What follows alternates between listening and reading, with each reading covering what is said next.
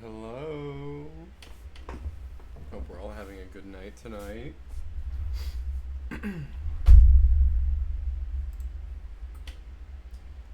Yeah, so originally I was gonna put this stream off until tomorrow and kind of just kick my stream log back a day. Like still stream twice this week, but just not today. And then after I had a little nap, I was feeling much better. I was sitting at my desk. And I was like, you know what? I can do this today. I feel like I have the energy and capacity to be entertaining, or at the very least try to. Yes, I know it's a black screen currently. I'll have that fixed in just a moment.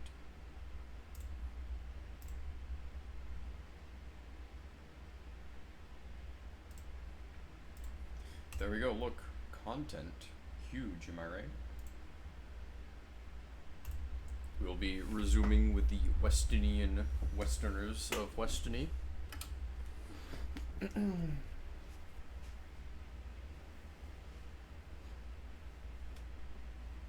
Yeah, I don't know what it was. I was just feeling like really lethargic and weak. I think it was just that I was having trouble sleeping.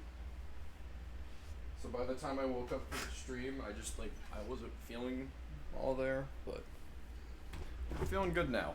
That's what matters.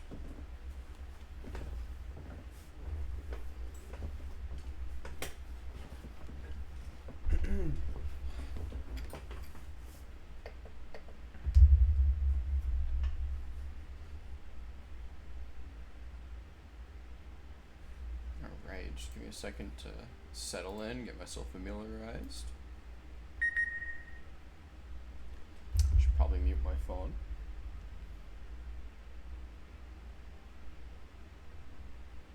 Because that was the notification for the mobile Twitch dashboard.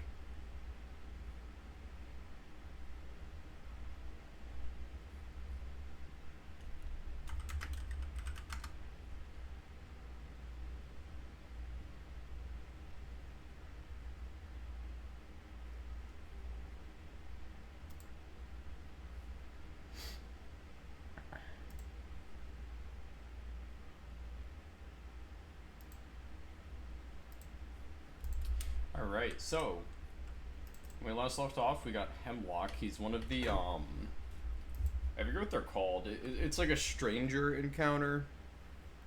Hey Corvino, how's it going?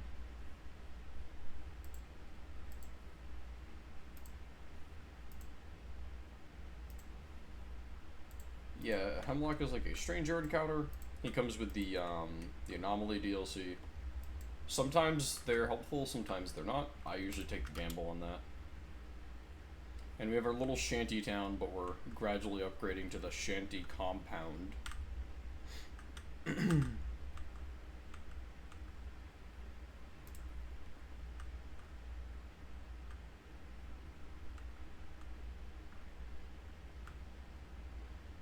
terms of, I have missed literally every stream. That's perfectly fine. I don't expect people to show up for these. I do them out of principle, and I try to stream twice a week out of just like, I should be streaming twice a week. But I don't expect anybody to attend these. But I'm always delighted when they do.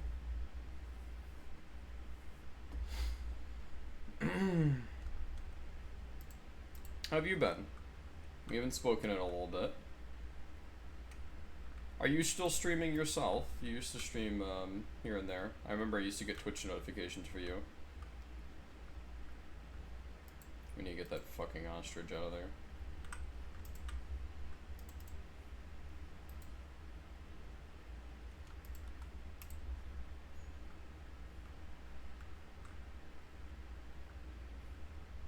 Where's our builder?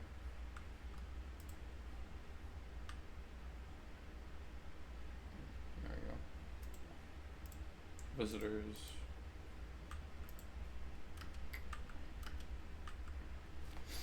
I swear something happened in news recently which I was going to bring up, but I kind of forgot. I'll figure it out in a second here. Oh, combat supplier. You've not streamed in Eon, no motivation whatsoever. Sometimes I don't have the motivation to stream, and it's not like a, how would you say, it's not like a, oh, I don't feel good, or like that kind of thing.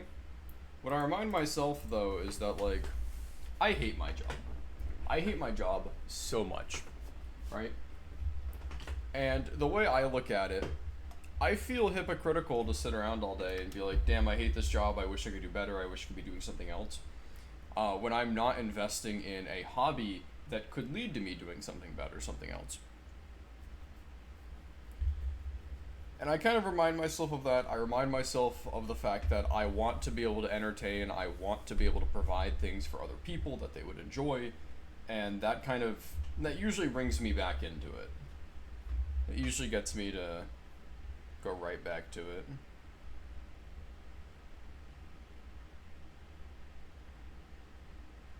Streaming I find to be the easier of the bunch. Creating content takes a little bit more time, a little bit more effort, as it should.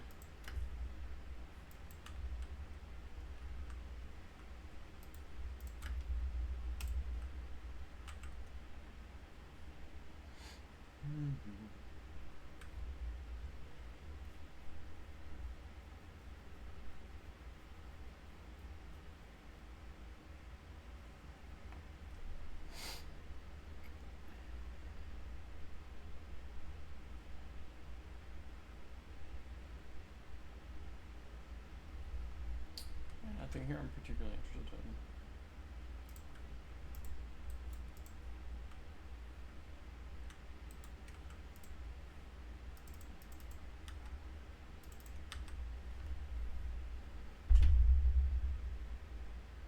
So what is a Rimworld? Rimworld is as the developers would define it, the Rimworld is a storytelling simulator. Rimworld in practice is a RTS with elements of about every other strategy game. Actually, no, it's like a base management colony sim with elements of like an RTS and all that other shit. So you have like you have RPG elements and people having stats that they have to train and they're inspired in, they get better at, that kind of thing. RTS elements play into like when you have to fight other people. There's even a world map where you send people to trade and like raid, all sorts of stuff like that. But the core gameplay of Rimworld, that being our home map here, is base management and automation. But Rimworld has roguelite elements, especially when it ties into the AI director. Something Rimworld is pretty infamous for, if I can remember the tab. It should be the history tab. So, this graph here shows how well you're doing in terms of wealth. As your wealth goes up, the game throws harder encounters at you. And that's not like all that factors into it. It also factors in how long you've been playing, how many colonists you have, that kind of thing. But the game watches how well you're doing, and it gears its encounters towards that. So if you get raided, they're going to send increasingly harder raids. And yes, you can go to the world map and, like, say, befriend these guys so they won't raid you. But these people will never be friendly. They will always raid you. So unless you go out there and you kill every single one of them, they're just going to keep coming.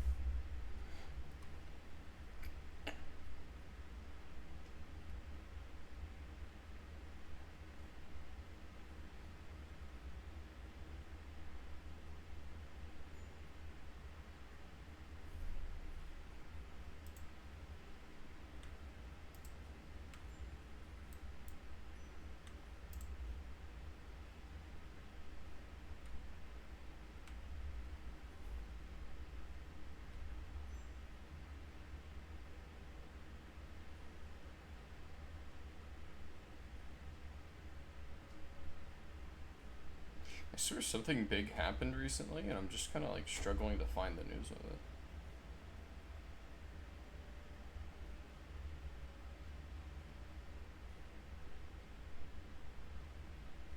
Red Dead Online has the zombie mission now, apparently.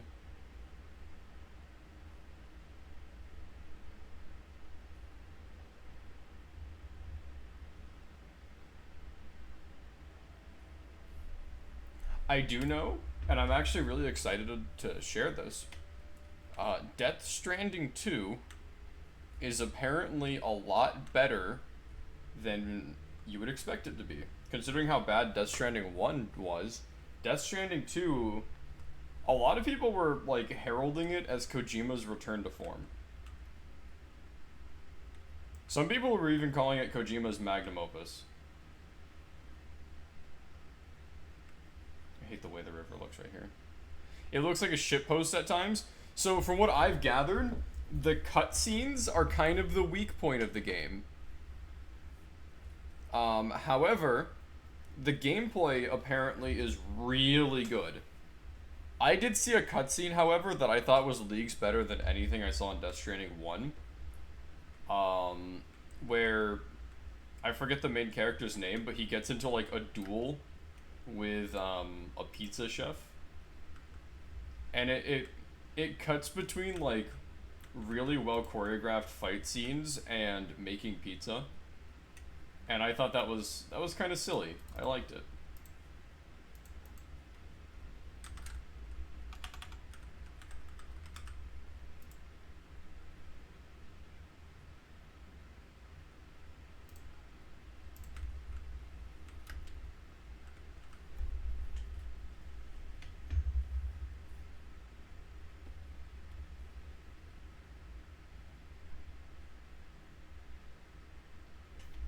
Mass layoffs at Xbox.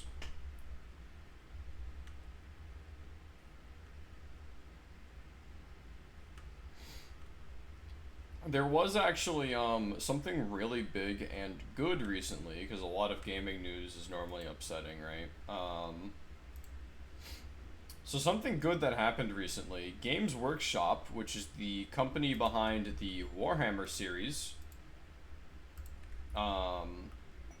not necessarily just like Warhammer 40k, like literally everything Warhammer. The models, the games.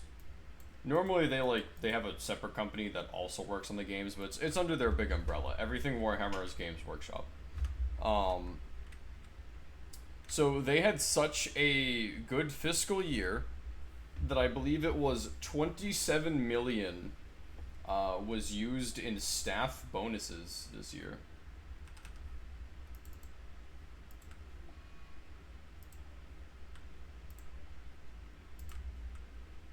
So they gave 27 million in bonuses to staff. Which obviously, like, if you tally it up between all of their workers, that doesn't mean like any individual person is getting a lot of money. But that's still a lot of money to be giving to your staff just for a good year, right? You don't hear about that happening too often.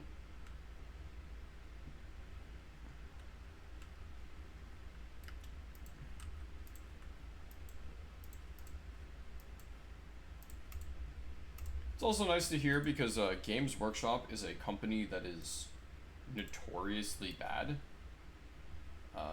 Games Workshop has quite the reputation for being shitty people.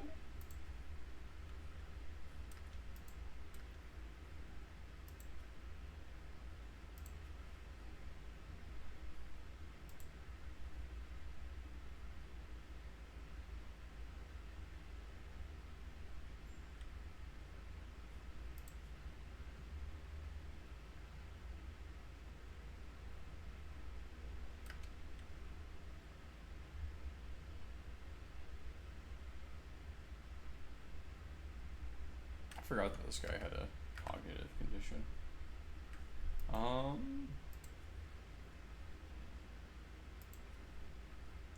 It's okay because he can still shoot. I can send him to hunt.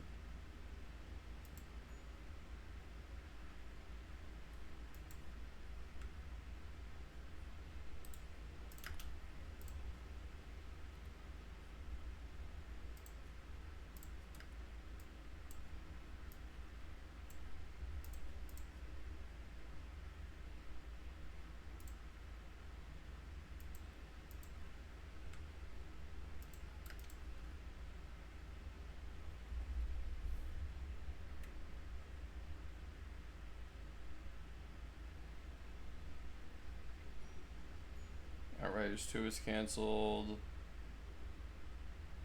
Star Citizen is going to be free to play starting tomorrow in 30 minutes.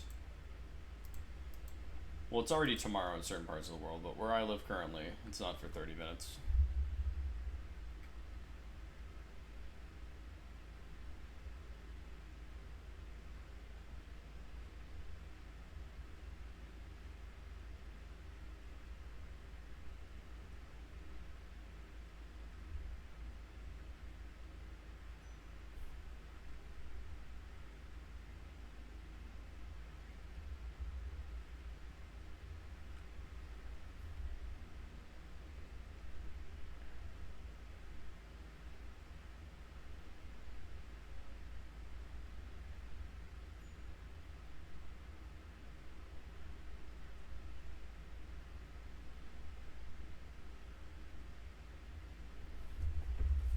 Steam apparently has a new performance metrics that can let you tell the difference between real and fake frames.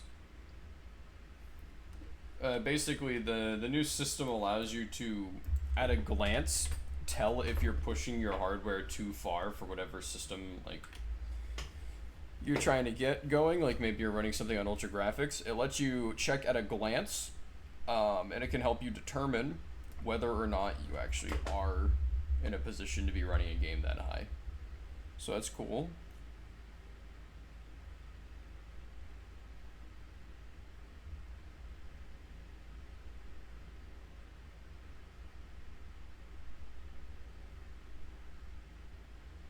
Nintendo Switch 2 surpasses 5 million units sold in the first month. That's insane.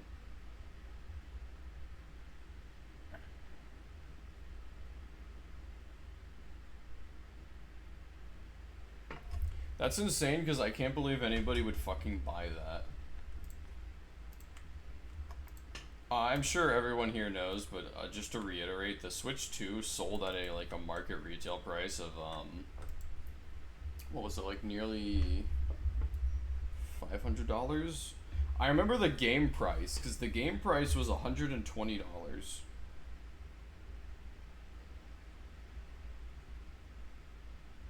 Let me just recheck these metrics real quick.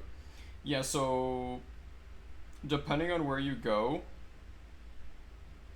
it can range anywhere from about $500 to even $745, but retail price seems to be about $500.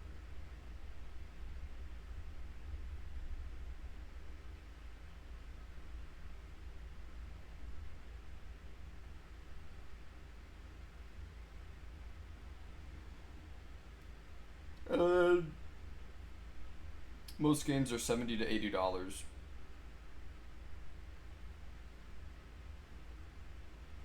Yeah, I didn't think anybody would want to pay for that. That's a little much. I guess some people are just like that excited for free roam Mario Kart.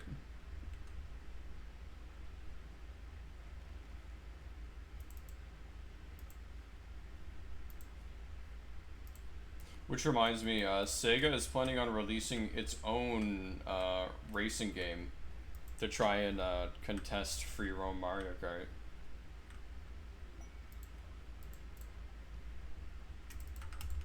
Although the last Sega racing game I remember is Sega and All Stars Racing.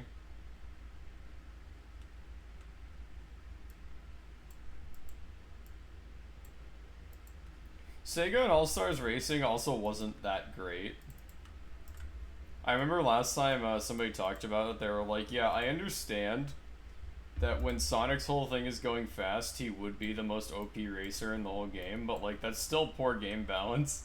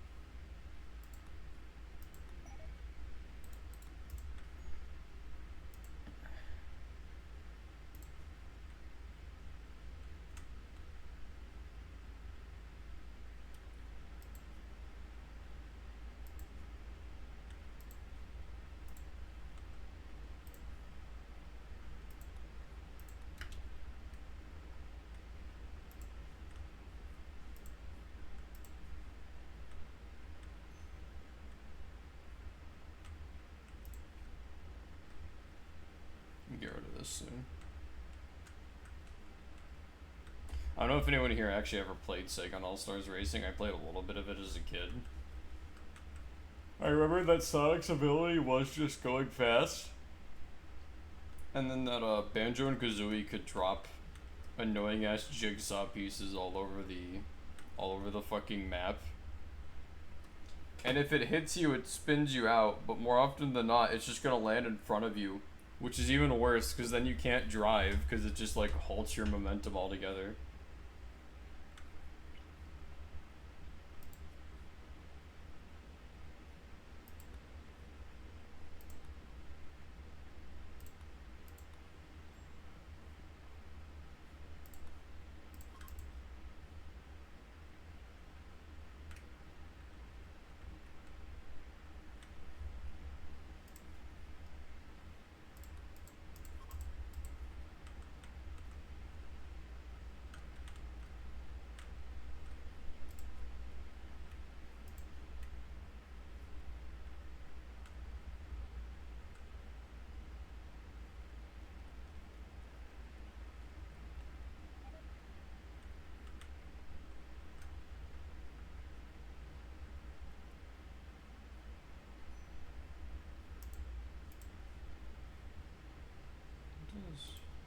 Oh, I forgot that was the thing. I said this on a previous stream, but since you're here, since you're here, Man vs. Machine is going to be getting an update for Team Fortress, adding several new community-made maps, which is huge.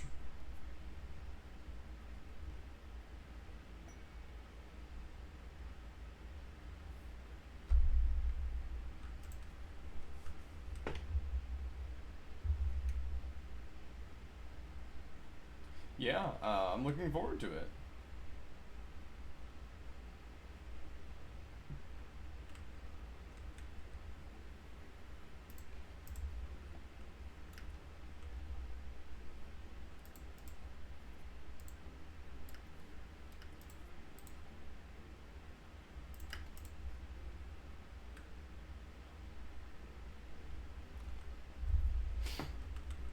Team Fortress 2 is in need of a lot, to be honest.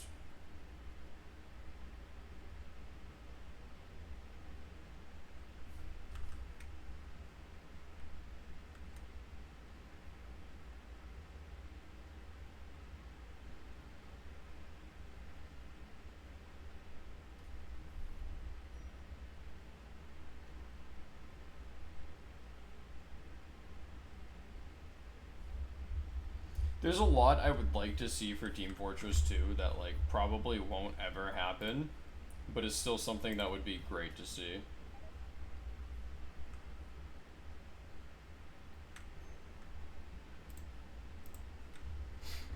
Namely, I would like to see... Well, I know everybody's waiting for that Heavy update, but, like, Heavy is already, like, a really... I won't say necessarily a really well-balanced character, because a lot of his items aren't necessarily the greatest, but he's not in a bad position, right? Off the top of my head, Heavy has, what, maybe 2 bad primaries? But he has, like, 3 or 4 more primaries that are viable and good. And I'll be honest, the Brass Beast isn't as bad of a primary as you might think.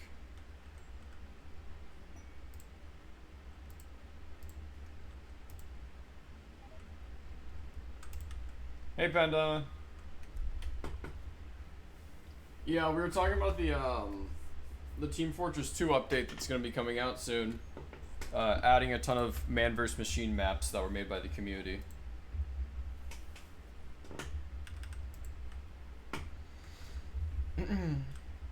A big thing, so Heavy, like, I know the Heavy update is what everybody wants, because it's kind of what we were promised and we never got. However, I feel like with how infrequent updates actually come out for the game, what I would like to see more is genuinely just, like, balance changes, Working on characters who genuinely need it. Because, I don't know, the weakest class in the game, in my opinion, is still Spy. Spy is currently, like, the weakest class. And I feel like, in a lot of ways, Spy gets the short end of the stick when it comes to, like, dealing with any problem he's suited to dealing with. Because Spy counter is, like, really easy, right?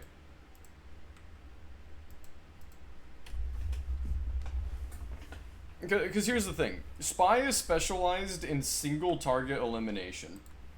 You know who also does that and is way better at it? Sniper. Sniper does.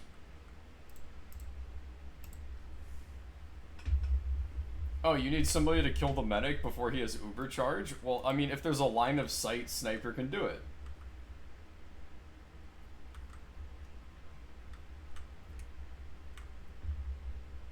And, like, I guess you could say that, like, Spy is intended to be, like, a counter to Engineer, except he isn't.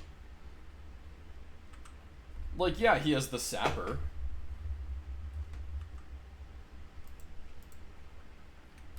But there are much faster ways to take care of an Engineer.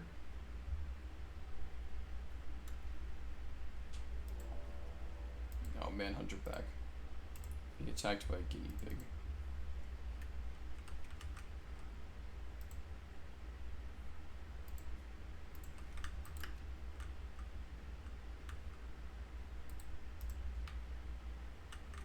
Meet the Spy is the most iconic. I mean, yeah, but, like, again, Spy doesn't actually do a whole lot, comparatively. Like, what's a problem that you think you need Spy for, and then ask yourself, like, can anyone else do this?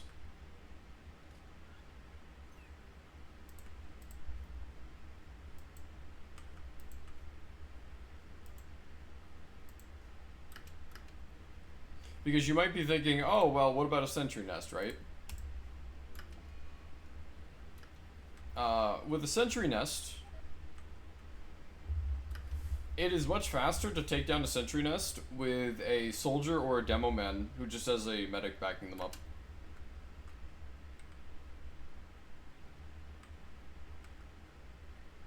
It's much less risky, too.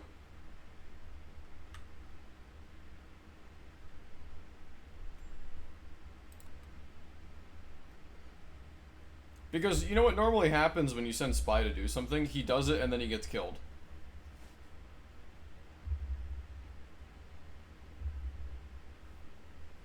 And that's provided he doesn't get caught by, like, a pyro, the engineer he's trying to kill. Or maybe he's going to kill, like, a really good sniper on the enemy team, but the sniper is wearing the fucking shield, so they can't hurt him.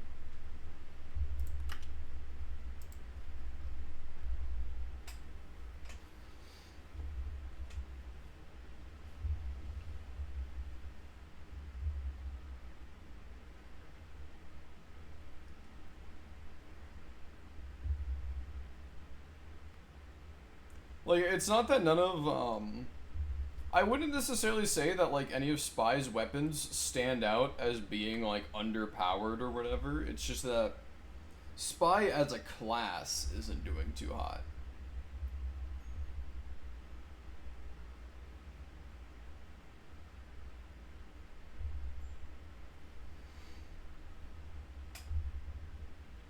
Especially when, if you look at any of Spy's knives, a lot of his knives are based around, giving him survivability after doing his job, right?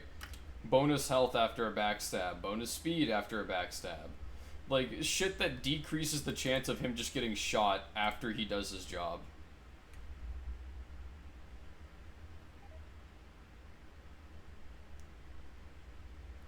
Because more often than not, he just, like, stabs somebody and then he gets shot. And that's that.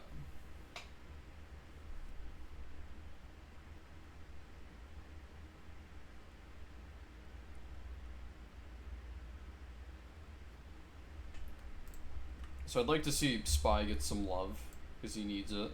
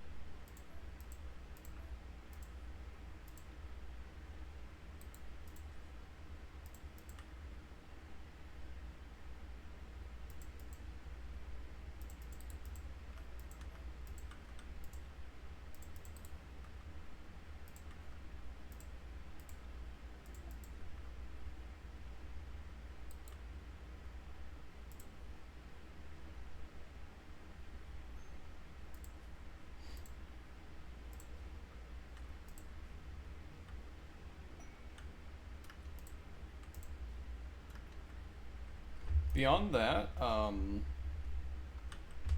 like, yeah, I'm a Pyro player, but I would like to see Pyro get some shit. Because, unfortunately, Pyro is a very... Actually, you know what? You know who needs something more than anyone? Fucking Medic. Medic needs something. Medic needs something more than anybody else does. And I'm about to lay it all out here for you. Is there any Medic melee worth using besides the Uber Saw? Like, as a Medic player, do you ever have a reason to use something that isn't the Uber Saw? You don't. You don't. The Uber Saw outclasses all of his other melee options.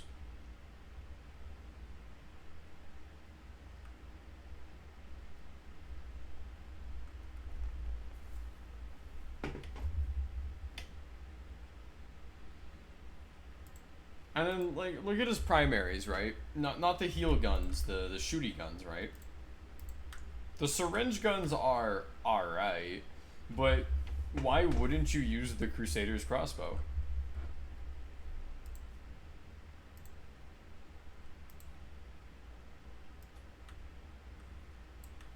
Everybody uses the Crusader's crossbow because it's the objective best in that slot. It heals on a hit and damages if it's an enemy. You can heal people from a distance that Medic normally couldn't. Like, it's huge for Medic. It's genuinely, like, meta defining for Medic players. I can see your messages. I had to take down the chat bar because remember the chat bar was showing the Tapman's chat.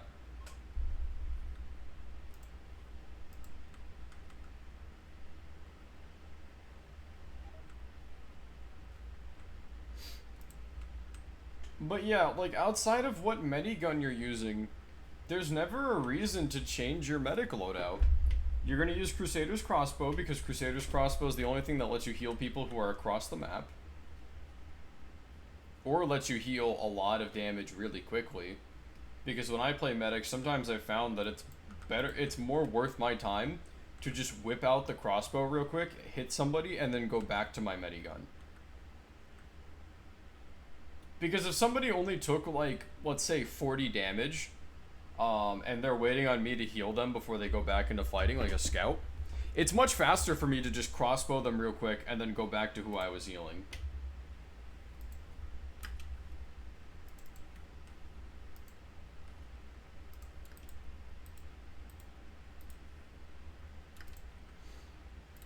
And this is kind of upsetting because there actually is a syringe gun that I like. I'm a big fan of the Blutsauger. I like the Blutsauger because when you have the Blutsauger, it's -2 regeneration because medic has passive regen, but you get health back on hit. So if you're really good at hitting your needles, medic actually becomes really dangerous. And he can win quite a few fights against light classes like scouts. Do you have a character in Rimworld? Not in this run, though.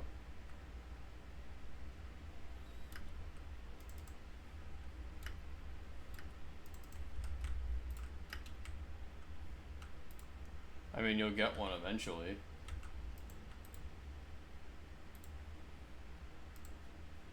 I don't know, these were named based on, like, who was in chat at the time.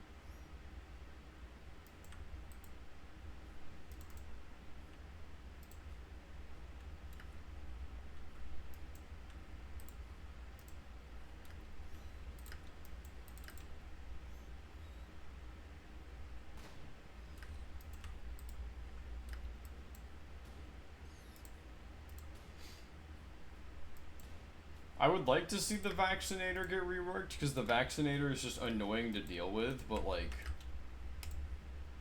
the bigger problem is just that medic doesn't have a reason to use anything that isn't the Crusader's crossbow and Ubersaw.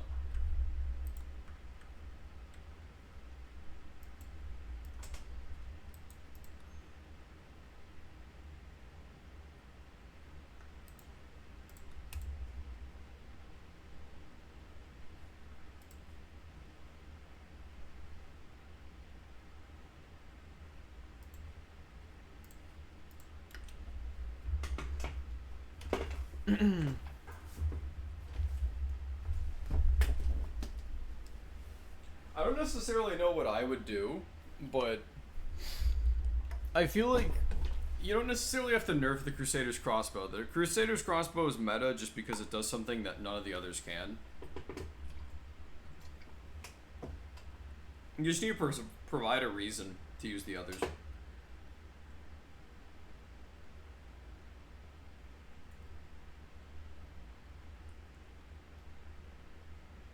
That, or even just add one weapon that kind of competes with it.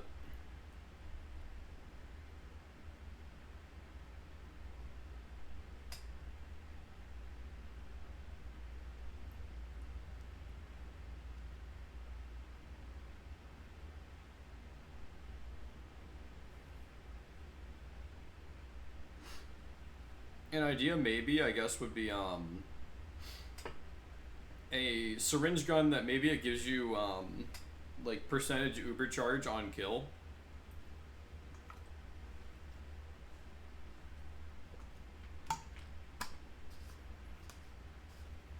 Which isn't very original, obviously, because that's kind of what the Ubersaw does. But it's still something that would give you a reason to use something other than the Crusader's crossbow. Fuck, actually, you know what I always thought the syringe gun should have done and it never did? What if we had a syringe gun that did poison? Well, I wouldn't expect them to add an entirely new effect to the game, so they could just, like, use bleed. But what if we had a medic gun that applied bleed? Like, maybe it has low base damage, but it applies bleed. So, like, the strategy would be, as medic, you whip out your syringe gun real quick, and you spray into the enemy team to apply bleed to as many people as possible, and then you go back to healing.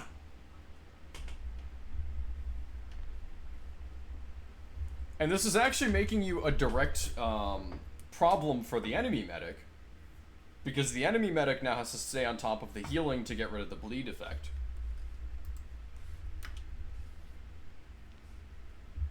So it allows, like, medic counterplay for the other medic. That could be cool.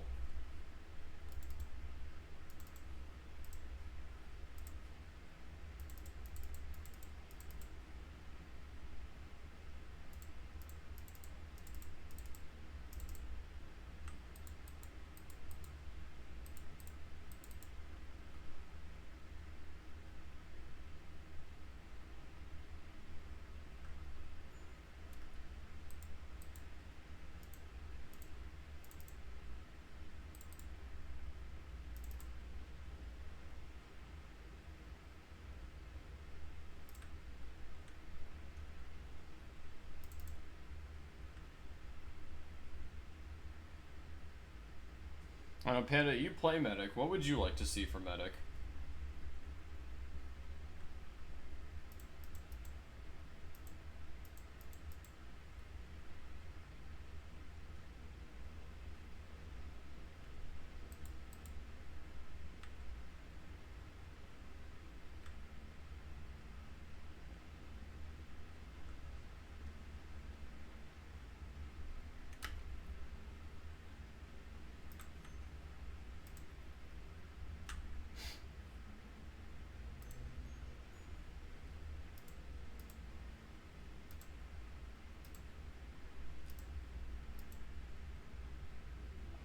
Well, yeah, that's what I was saying.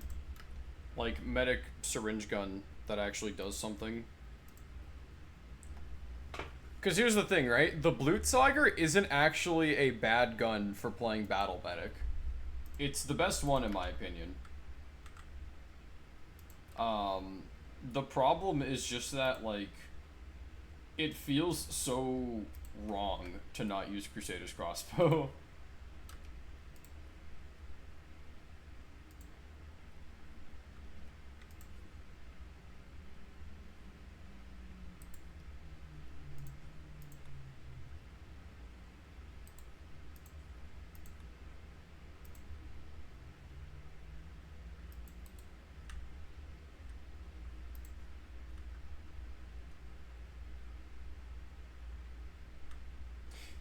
So that's an interesting thing. I remember somebody was talking about, right?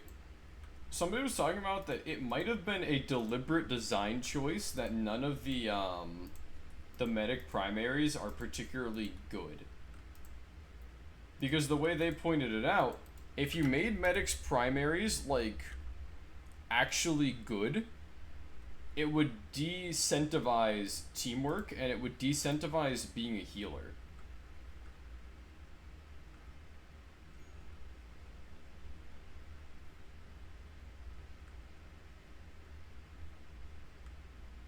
The idea being that medic, first and foremost, should be focusing on healing people.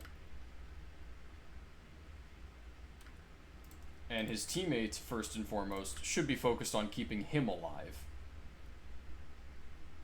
Now, yes, I understand that doesn't always happen.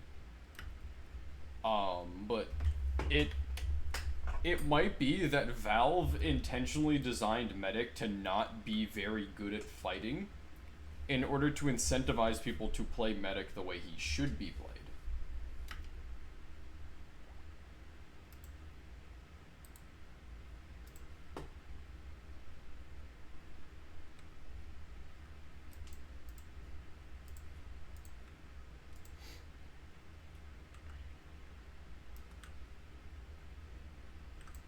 Which is why, like, I would like him to have shit that's more viable to fight with, or shit that's more viable for him to use other than the Crusader's crossbow, but probably not necessarily heavy damage.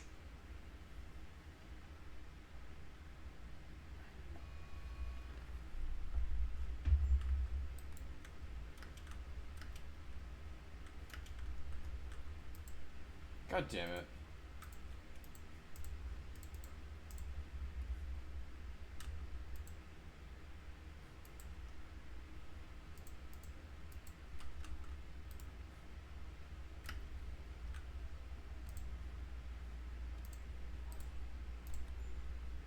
I don't know why the fuck they just got done healing and the first thing they do is get attacked by a cougar.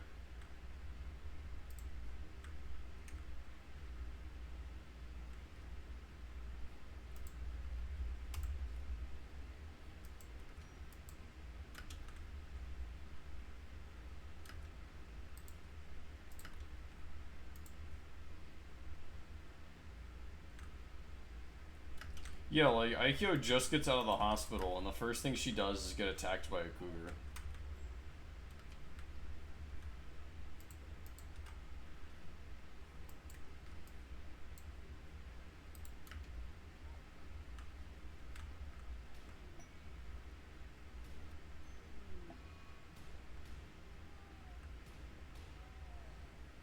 And Aikyo just fucking died.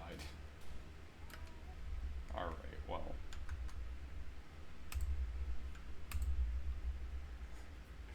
We're switch to a different game.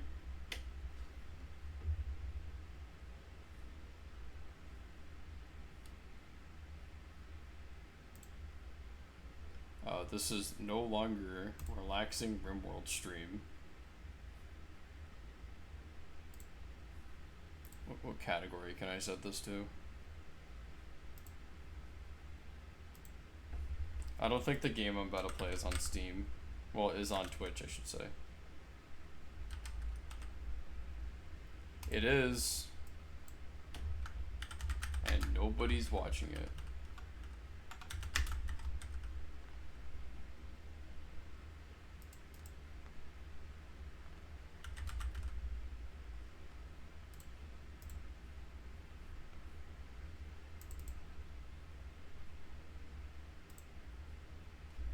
Alright, I bring you another indie horror game. That's right, we're back to indie horror night.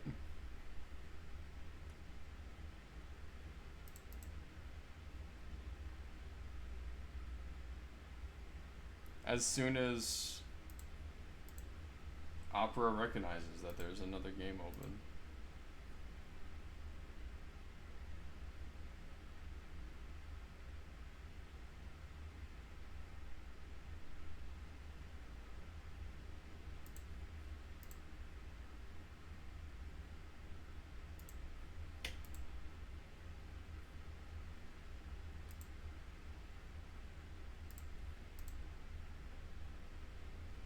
There we go.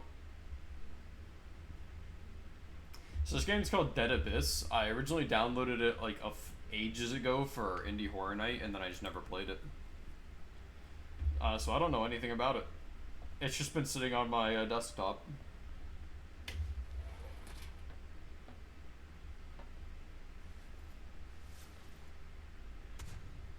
So on September 12th, 1977, the South Atlantic shipping company vessel SASC Abyss inexplicably fell out of radio communications and was never seen again. Years later, I'm gonna butcher this, Sadiq Wabari discovers the wreckage of the coast off the coast of an uninhabited island south of the Mawali Comoros archipelago.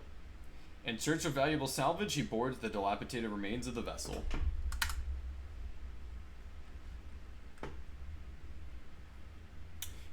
You know what? So I either got this game for free or for like $2.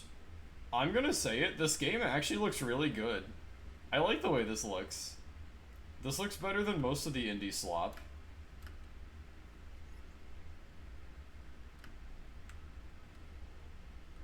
Like, yeah, obviously this isn't the most high quality graphics, but I don't know, this looks nice.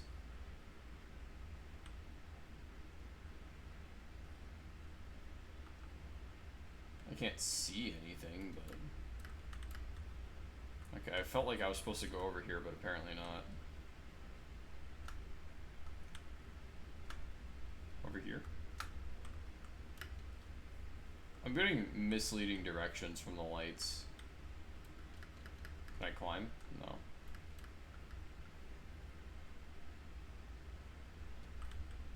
Oh.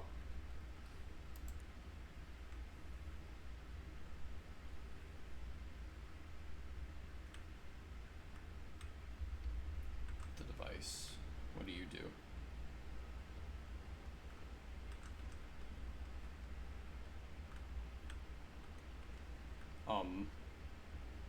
Device. Devicing. Signal to me.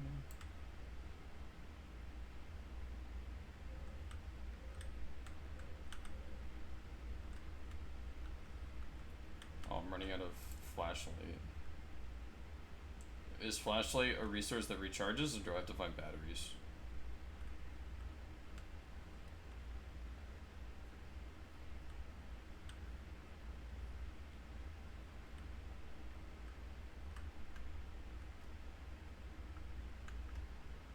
It doesn't recharge, great.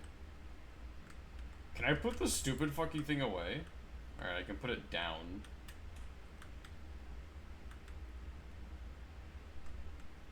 gonna say, it's ruining my immersion.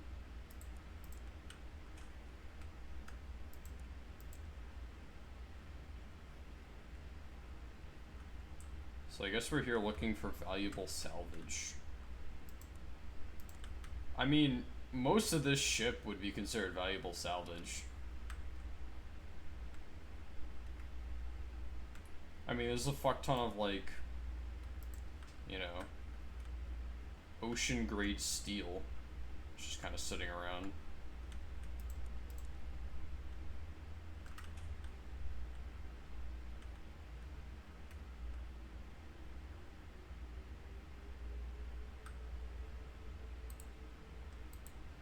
Nice. I'll have to hold it to crouch, it's not touched.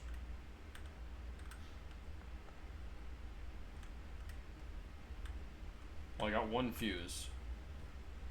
No idea what I need it for, but the monitor says I have one. Computer doesn't work. Door doesn't work. Nothing works on this ship, jeez. If I was a boomer, this would be the part where I said, oh, nothing works on this ship, is it a millennial ship? And then, like, all the people in the audience over the age of 60 would start clapping.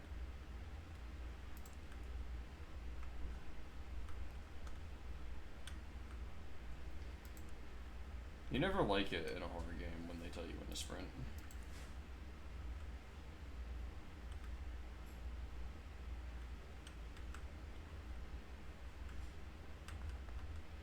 Not a fuse. Why am I collecting fuses? Collect all three to open the door. That's cute. I like that. Oh, there's the third fuse. So they gave me a save function, and they told me to sprint, which tells me that the horror game is gonna happen here soon.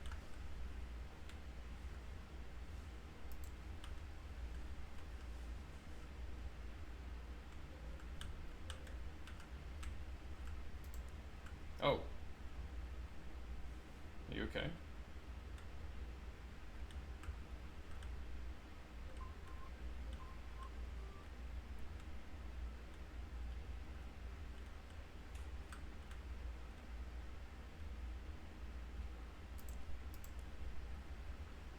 There's something yellow glowing in here.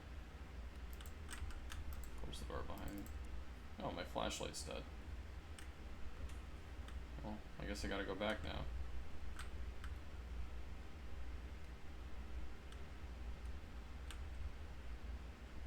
Press F to hide, yeah.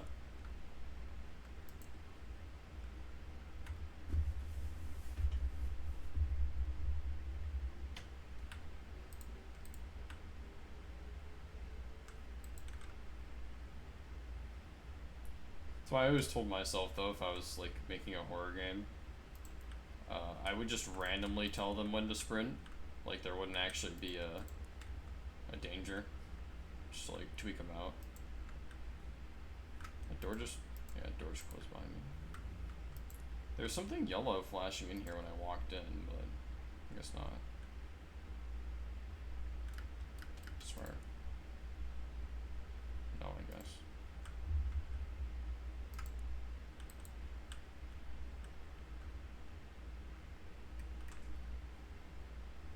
Oh joy. Hiding spots. Can I get out? I was gonna say, I'm wasting my flashlight.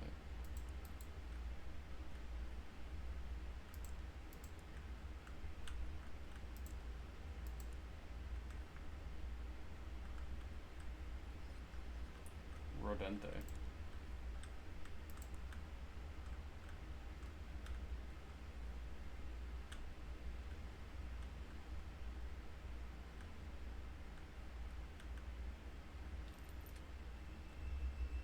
Is it a bomb? Oh. That's just horror ambience.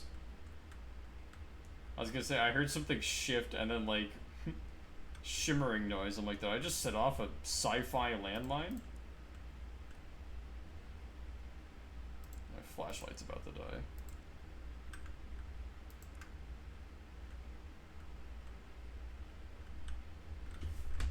I understand what they're going for, but like,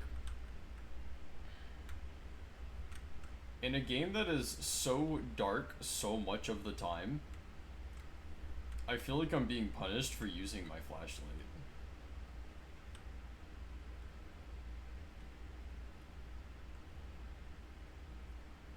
How do I get in here?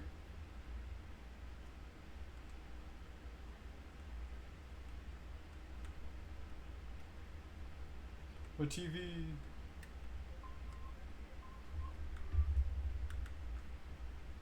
Locker.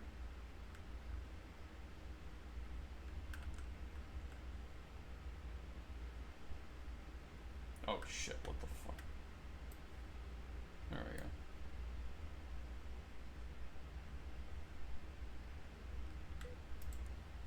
Oh, just a medical report.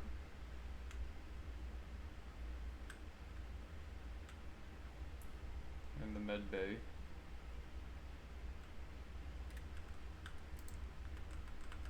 I can't interact with the fuse box for whatever reason. Or the computer, apparently.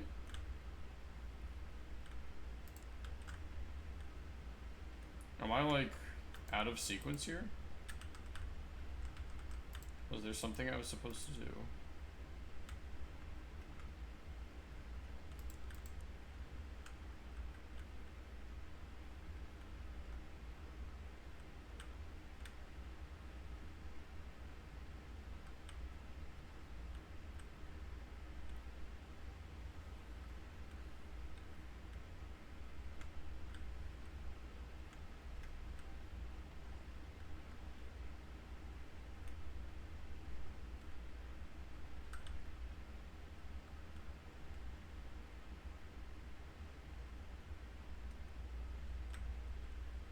Oh.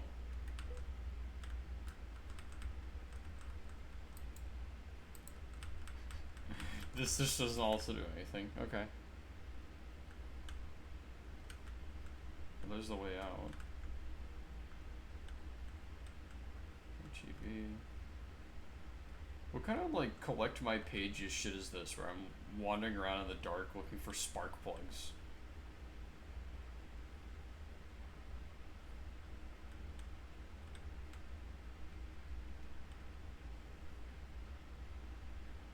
Or I guess fuses, technically.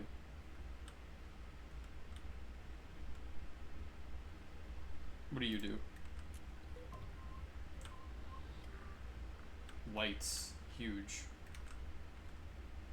Wait, then what are the fuses for if the lights were controlled by a switch and not a fuse box?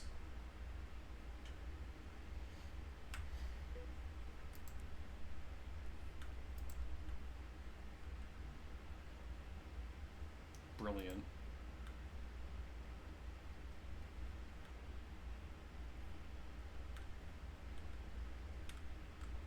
This is where the horror game happens. Oh, okay. He just saw me. Hi.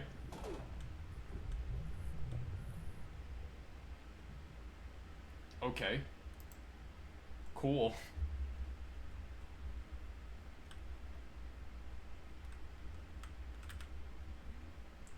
Wait, this is a battery charger now? I swear there wasn't a battery charger here originally. Where are we? We're back in the med bay, aren't we? No, we're not. Yeah, this isn't where we last saved. Alright, we're safe in here. He can't get us. Because he can't crouch. So we can just use the terminal. Oh, we have to have an ID? Alright. I'm sure his ID is on, like, one of the papers we found.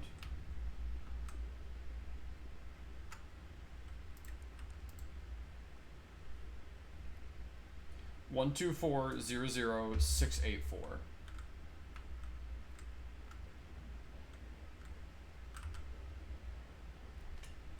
24-00.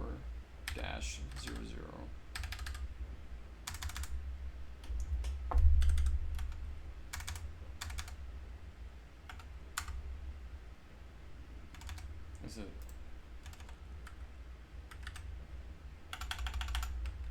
I'm sorry, what? Why is there a character limit?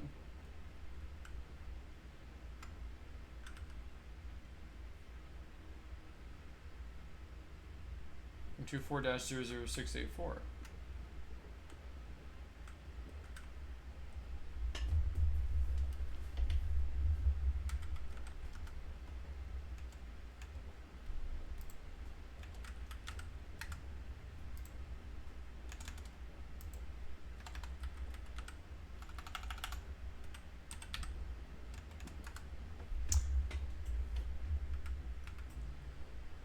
Dude, it's getting on my nerves.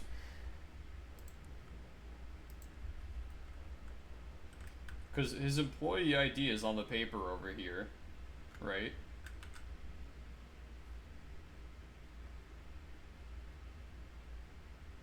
Oh, wait, hold on. That's Timothy Stanley's ID. This isn't the doctor's ID.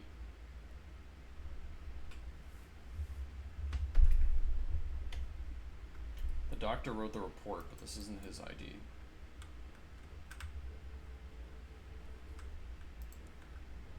I swear we got a different report from the doctor. No. Oh, here he comes. I know, all the IDs seem to be sequential, so...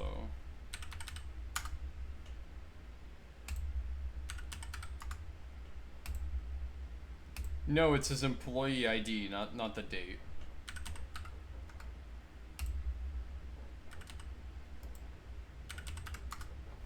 Alright. It's enough of brute forcing. What even are you? Some kind of octopi monster?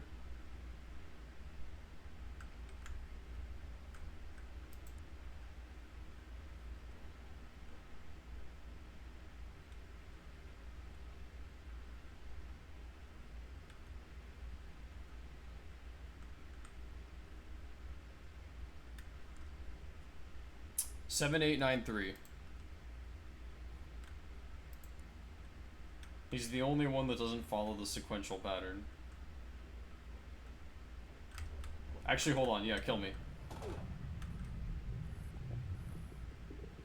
If he kills me, we teleport back to the terminal. We don't have to walk back.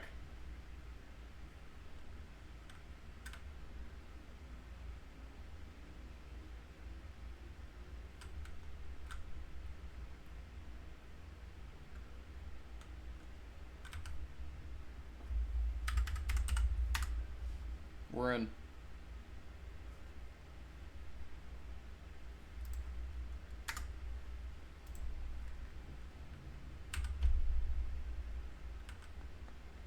All that just to get a fuse? Really? Okay. We only have one fuse now? Where did my, like, 5 others go?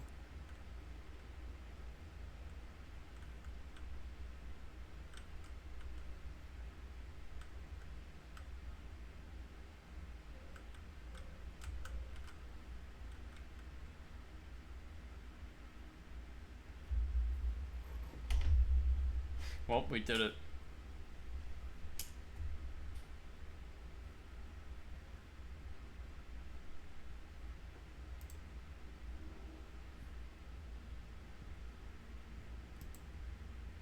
Is there a way for me to turn up the scary? No.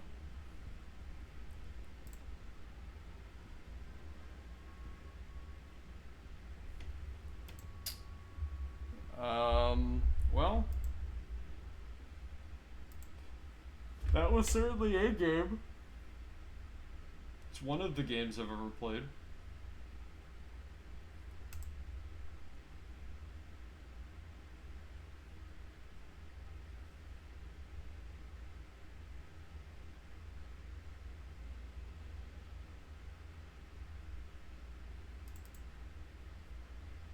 You know what shitty game I'm gonna pull up right now?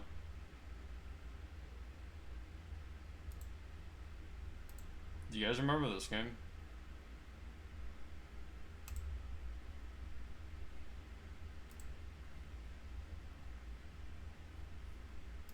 I'm gonna mute you if you keep making Knack 3 jokes. I'm sorry.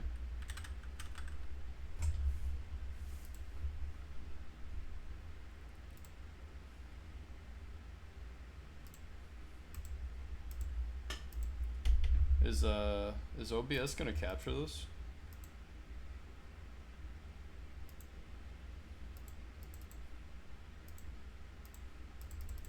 Come on. There we go.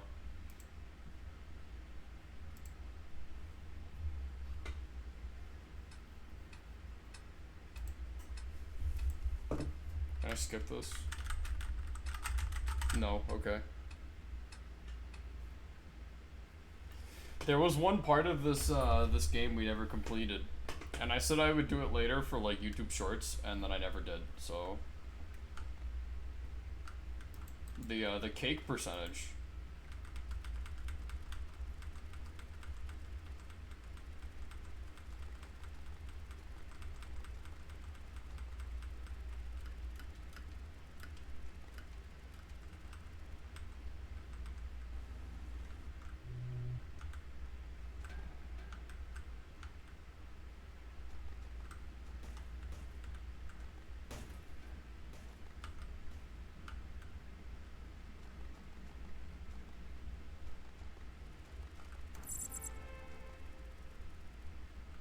While we're here, I'm just gonna like start engaging in I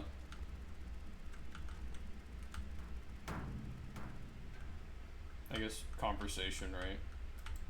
Chad, are we more of an Aperture Science or a like a Black Mesa type person?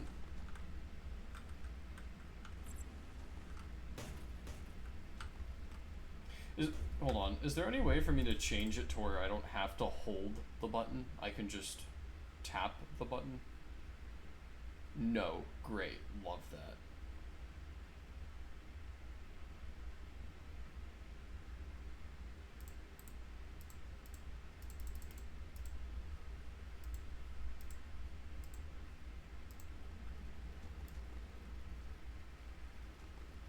Alright, this is a little bit easier.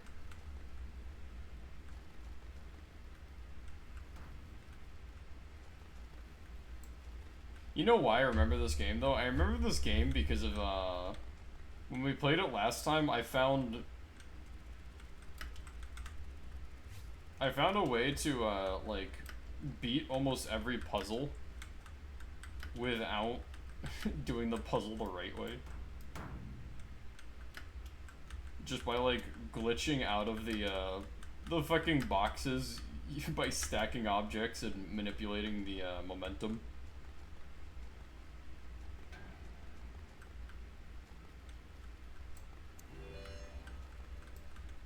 Because I remember there's a way to, like, box surf in this game.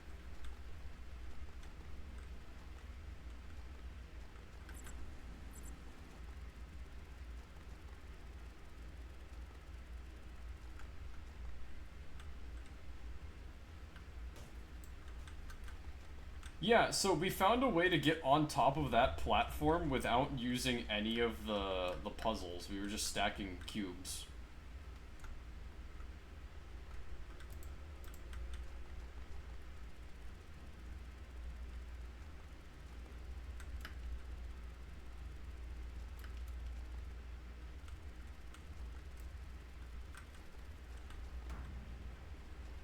I think I only ever did this puzzle once. Alright, so...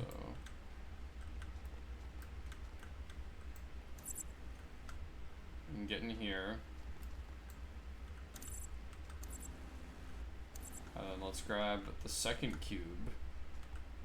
Hey, you rest, by the way? I slept fine.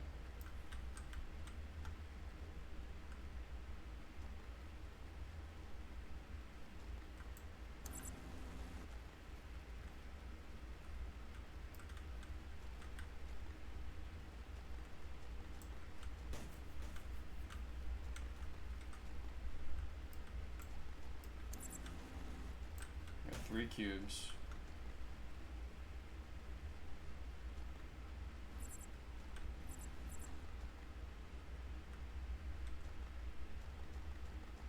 And then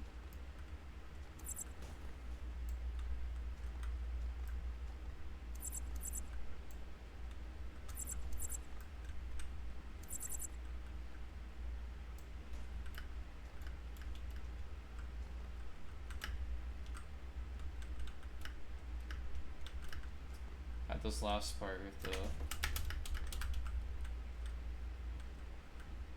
the box surf.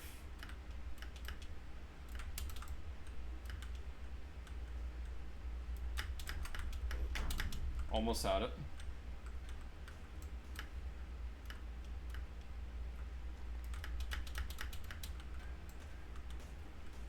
I remember, hold on, there was an easier way to do this.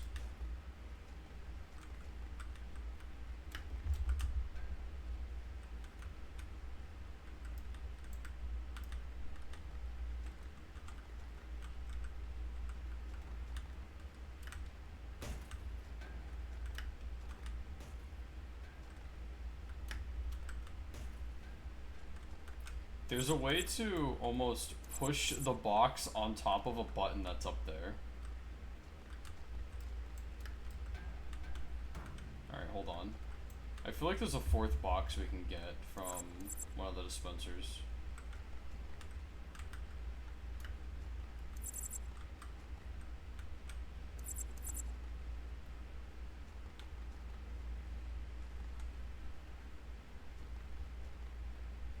There's also a tape, but I don't feel like watching the tape.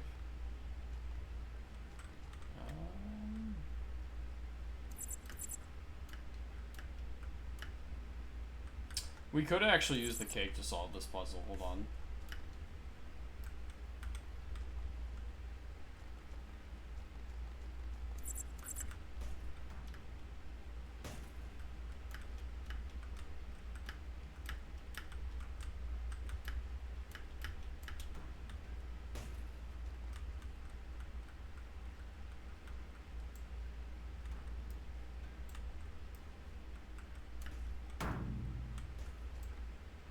I forget how much this game hates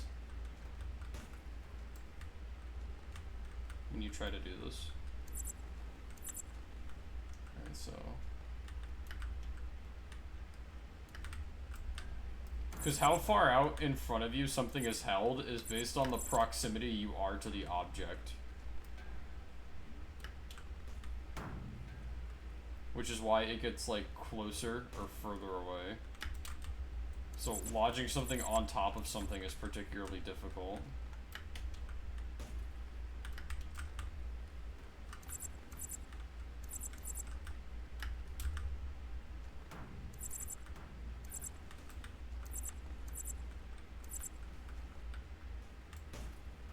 Especially with the cake for some reason.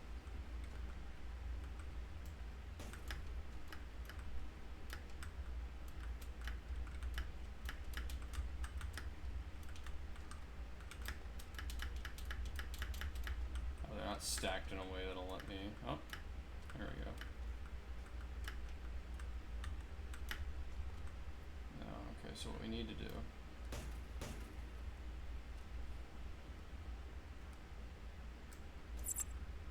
oh yeah.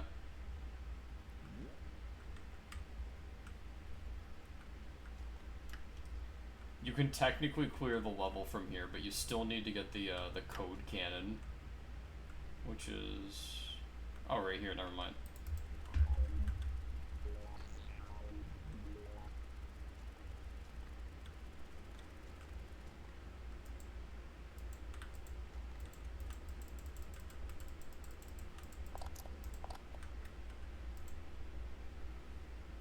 Alright, I forget what they...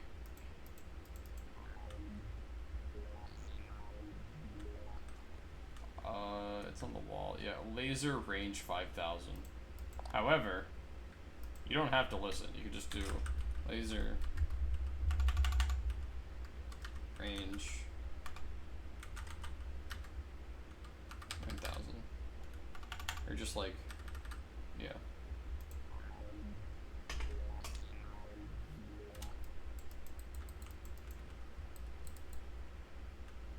Oh, no, it's laser. Oh, mode laser. Mode. It's laser.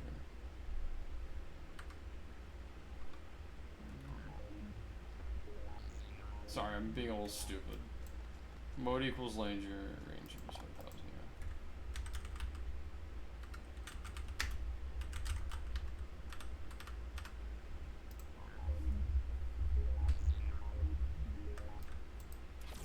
There we go. And you can get much further range than you're supposed to.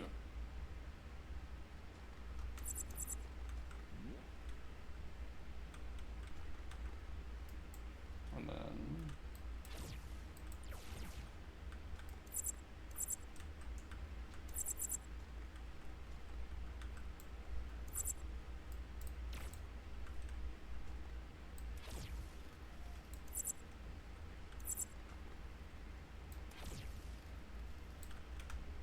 hold on.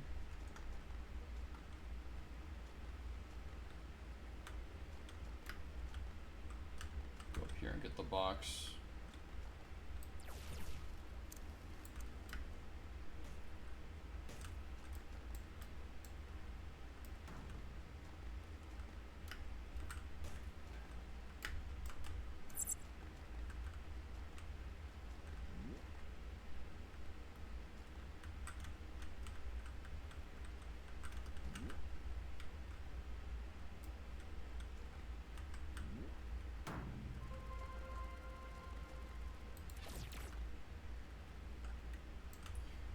They're really gonna make me watch the tape. God damn it.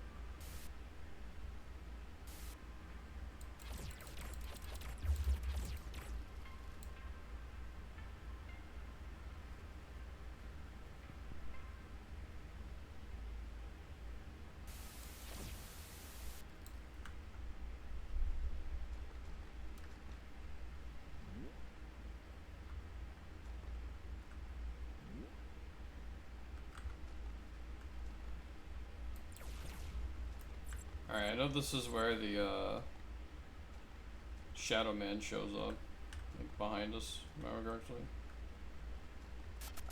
Yep. Oh no.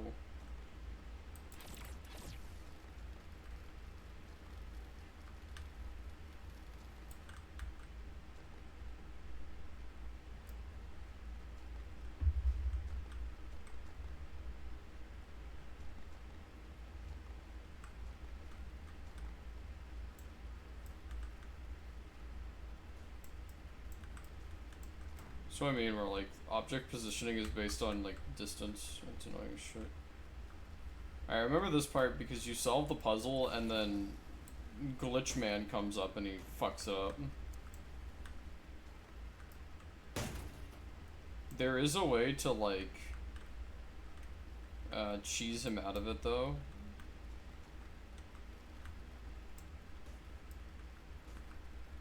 If you position the cake just right. Yeah.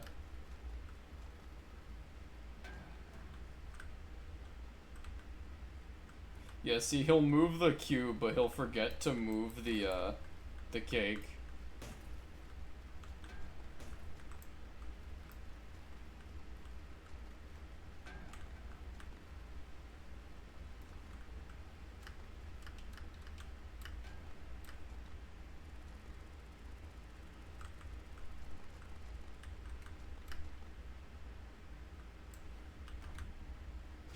So this is another puzzle that you can cheese by stacking cubes and like cube surfing your way out. However, solving it normally is actually faster, so we're just gonna do that. You can solve this puzzle with only 2 cubes though, instead of the given 4. You just have to angle it right. Yeah, I got it. Alright. And then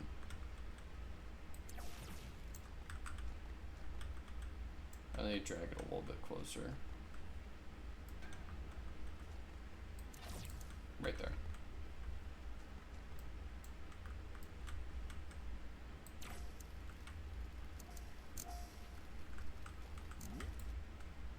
Like that. And then this guy shows up to block our path with his army of whatevers.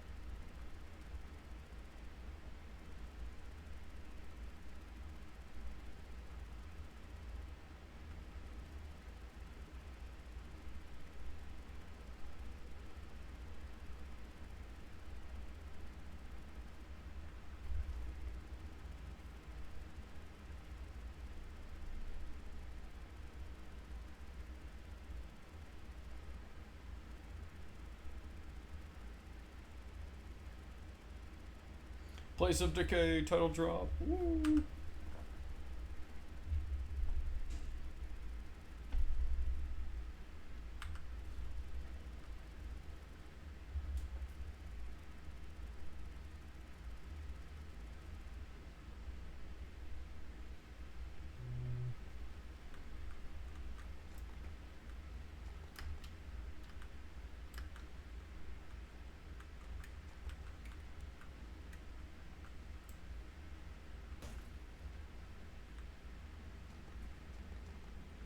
We can't proceed until we watch the tape. Christ, what's happening to my frames?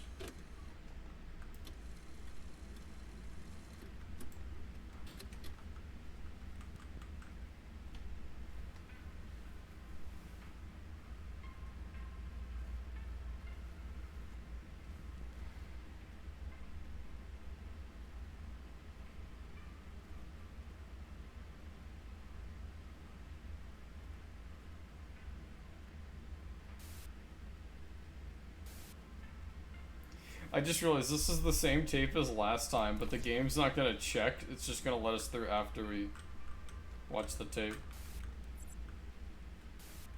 Because the tape we're supposed to watch is right here. But the game's just checking to see if we watched the tape, not if we watched the tape. Right? Yep, I'm right.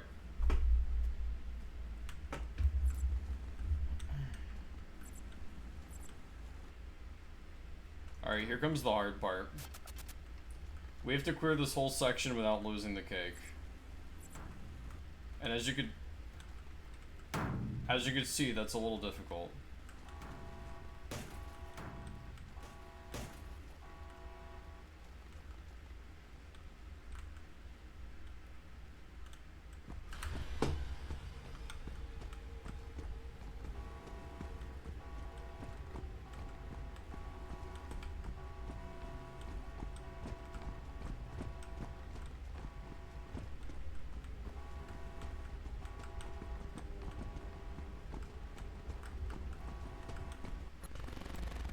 Especially because getting caught on the collision causes that.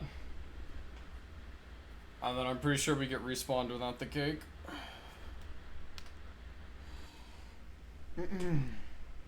Yeah. Well, it was worth a shot. I'm not gonna do it again. I just wanted something to bring out the runtime a little bit, so that I didn't end the stream after like an hour.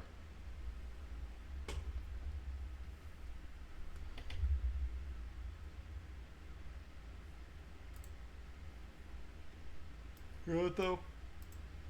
We got 30 more minutes. We're gonna make this into like a real, I guess, confusing jumble of a stream. I'm gonna load up Helldivers and use the bathroom real quick, and we'll just play a Helldivers round for the last 30 minutes. Be right back.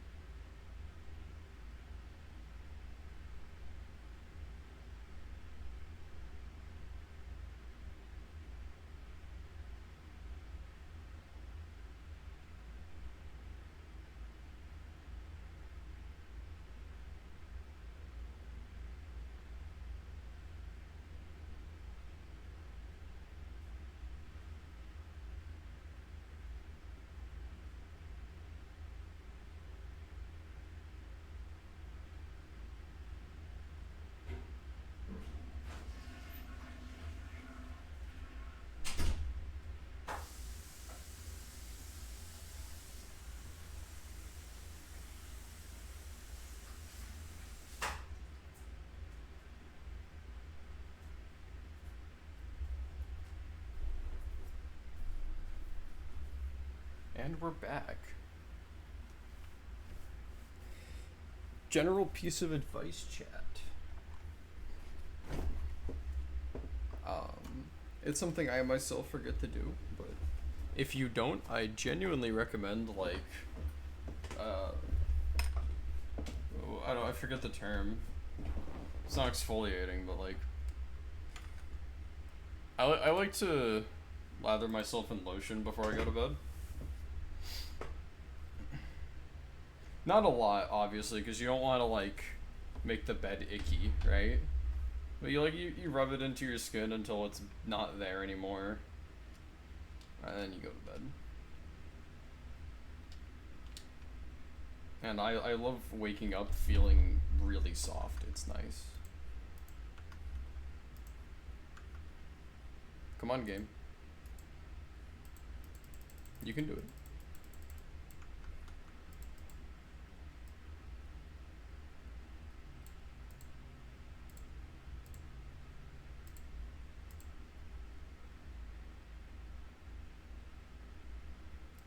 Damn, it is struggling today.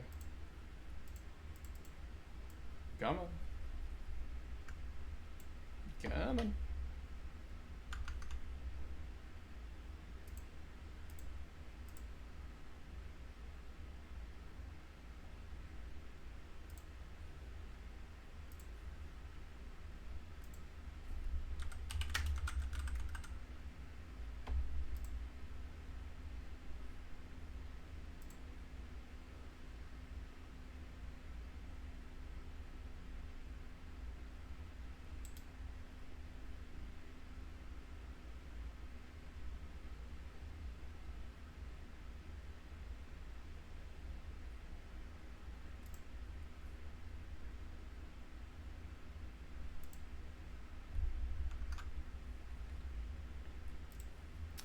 It really is being a bitch.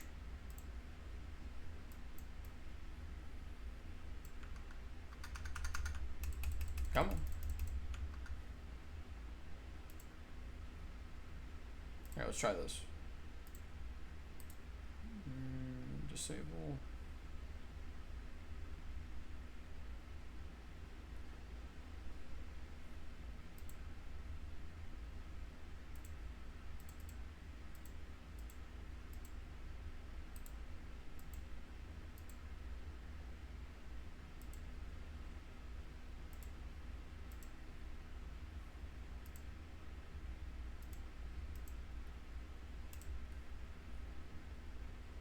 There we go.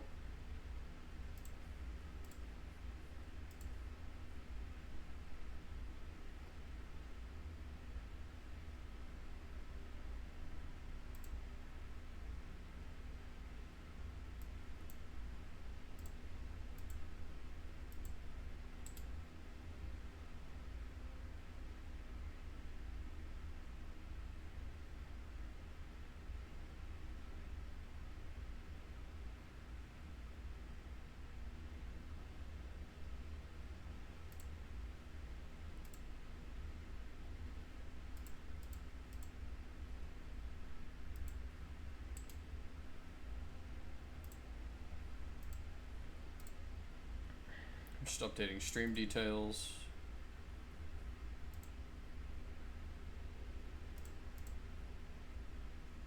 Oh shit, somebody followed me about 5 days ago.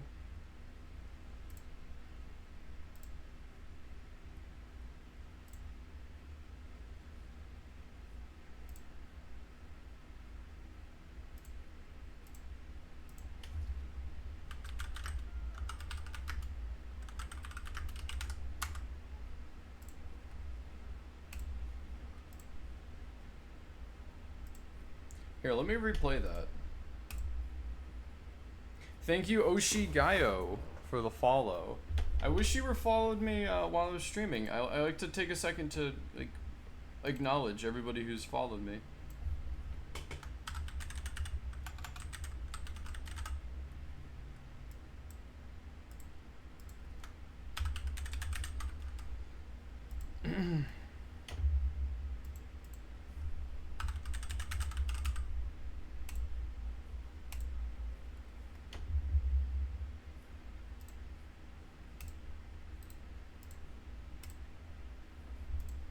All right.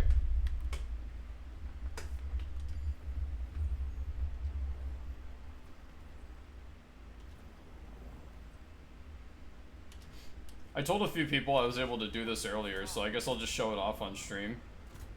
We're gonna solo a level 10 bugs mission.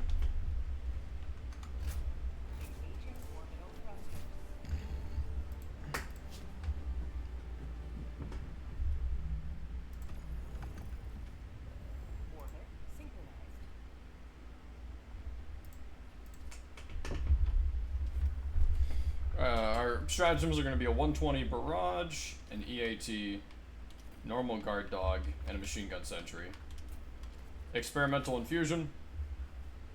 We're running scout armor with the agitator, frag grenade, and verdict.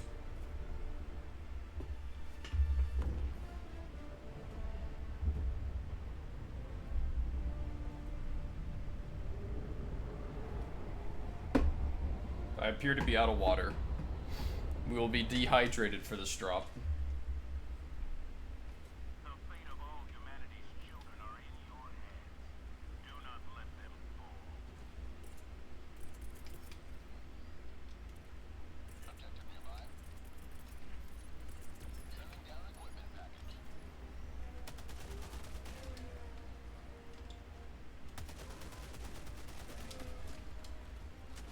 I think I hear flyers. Yep.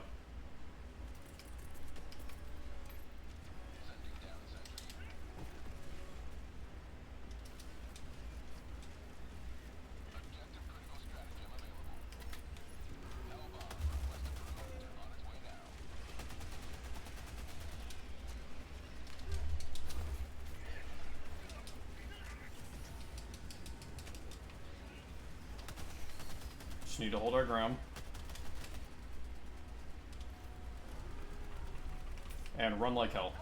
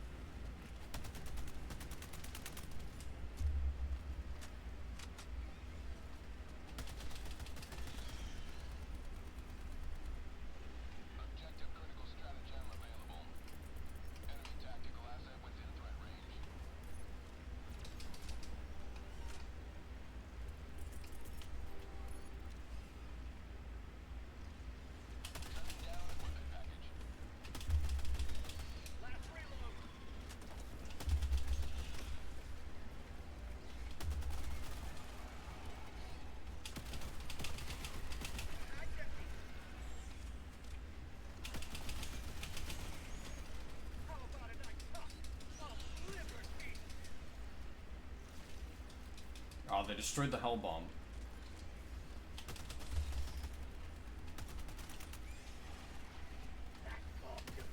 It doesn't matter if you take setbacks while you're doing this. My best advice is just to make sure that for every bug they throw at you, that you make them feel the weight of those bodies you're stacking in that pile.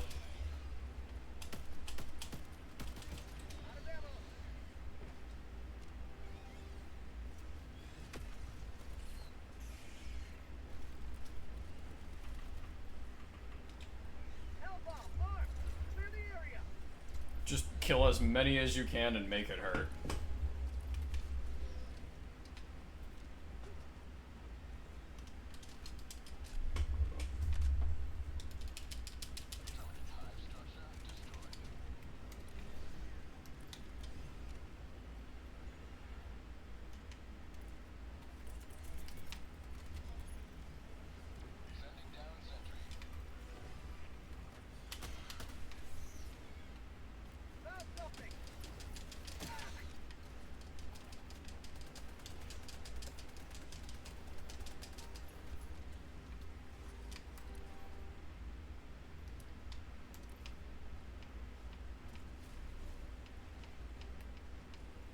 Orienting.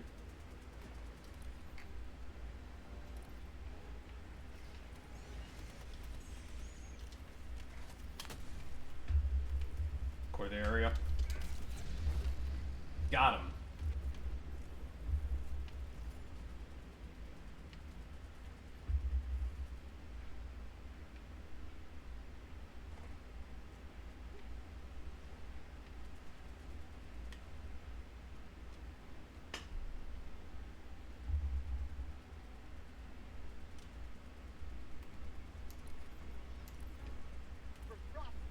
We're nearing our objective.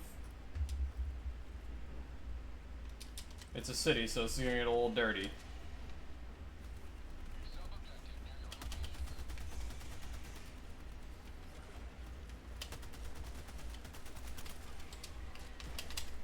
Bug breach, we're gonna pull back.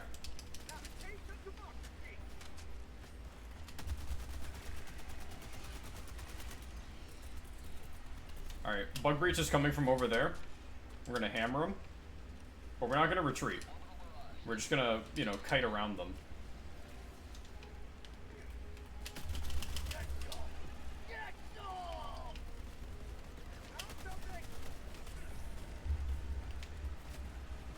Merry Christmas.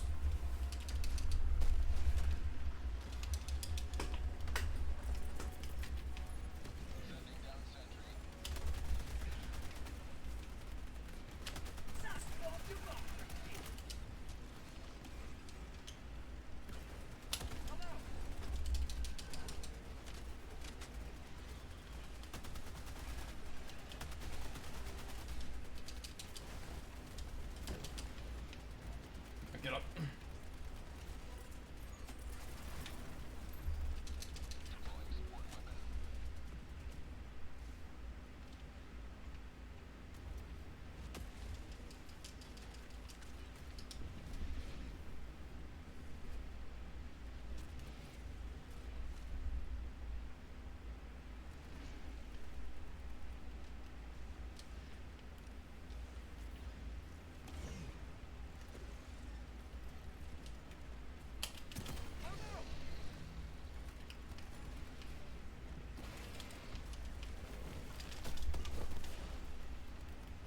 Dumbasses.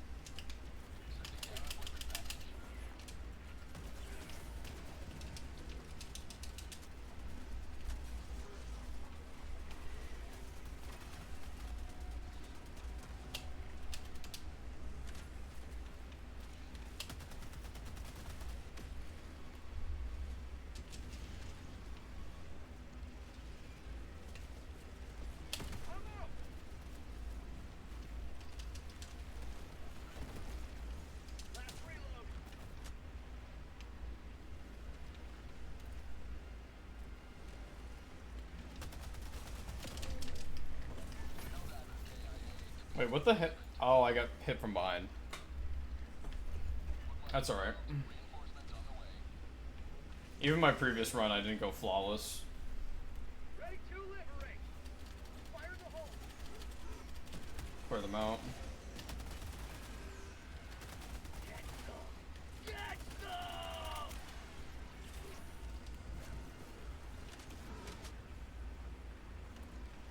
The big issue right now at that is we are right next to a nest. So we're gonna need to pull back. Fucking stunned. And hit the nest before we go any further.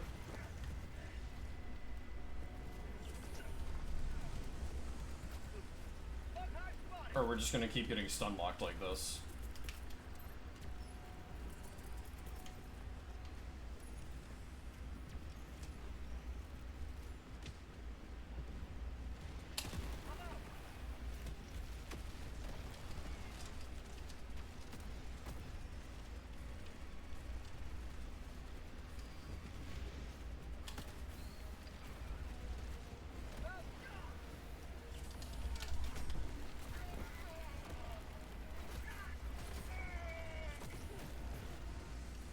We love stun locks.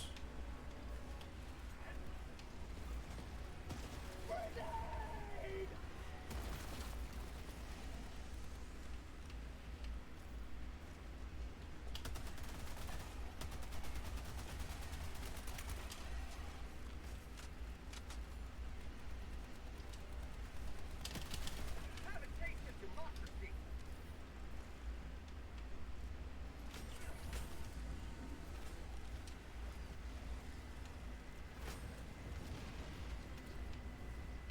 Get some. Get some.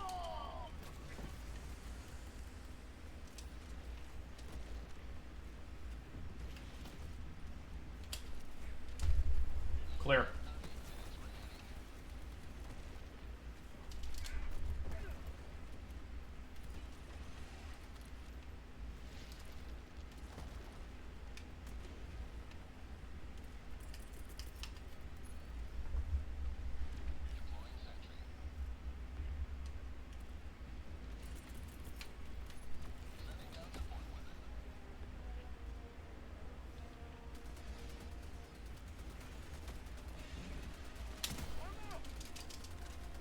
How'd you like to taste some freedom?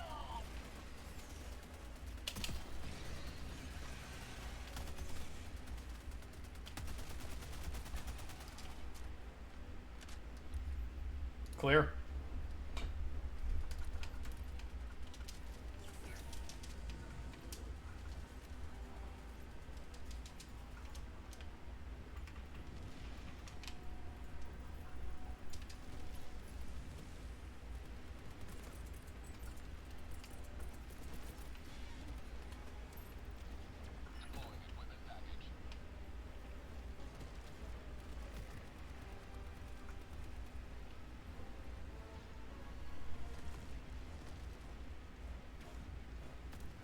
It landed a little short. Nah, it didn't work. I was hoping to kill it with it.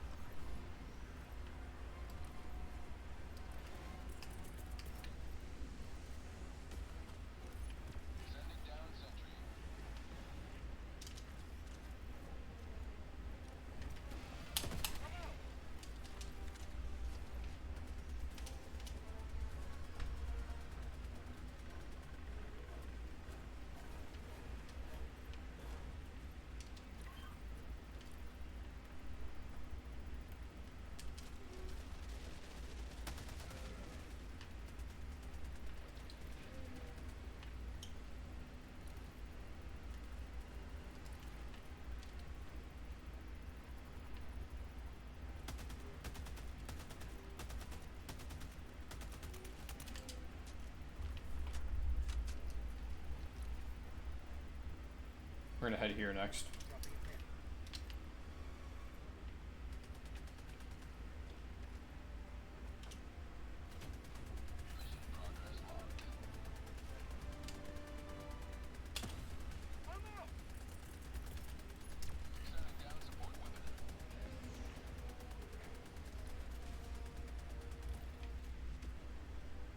Change of plans, I just spotted a nest not far from here.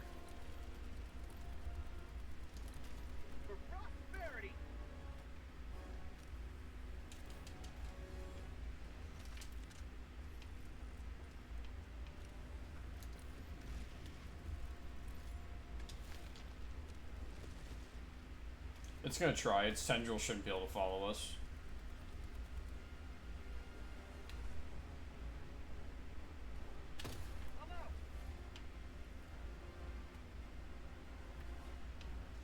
Damn, those guys got stuck.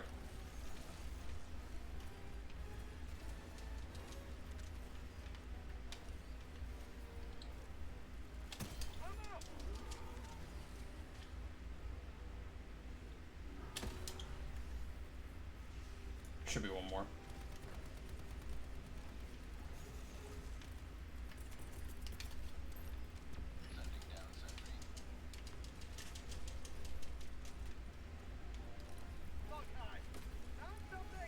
Where's that bug hive? Apparently I'm right on top of it. Right here.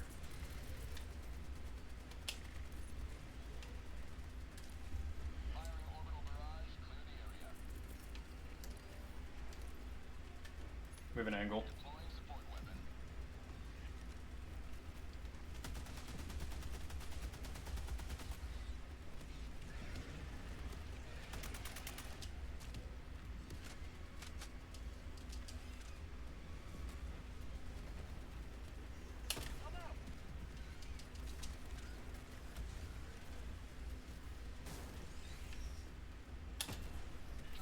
Done and dusted.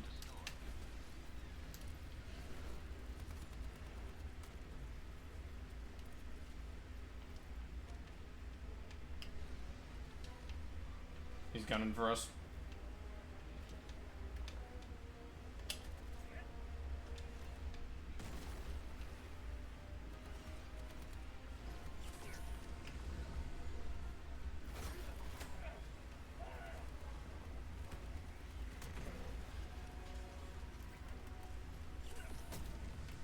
Get up. Got it.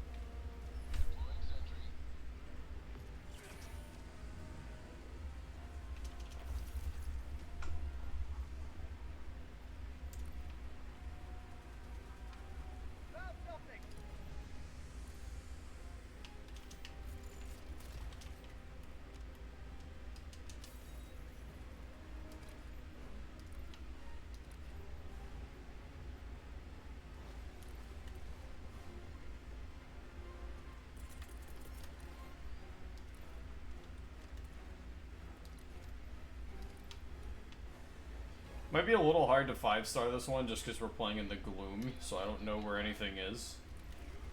Map's a little shittier, but we'll certainly try.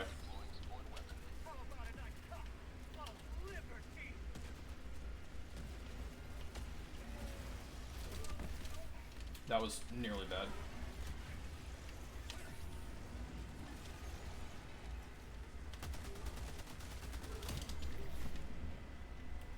Get up. Fuck. Yeah, I couldn't run. Leg was broken.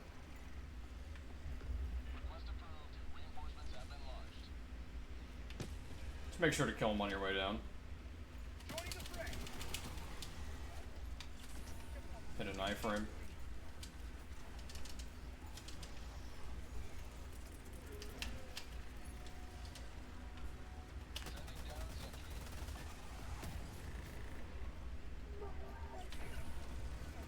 Alright, they're calling for reinforcements. Right there.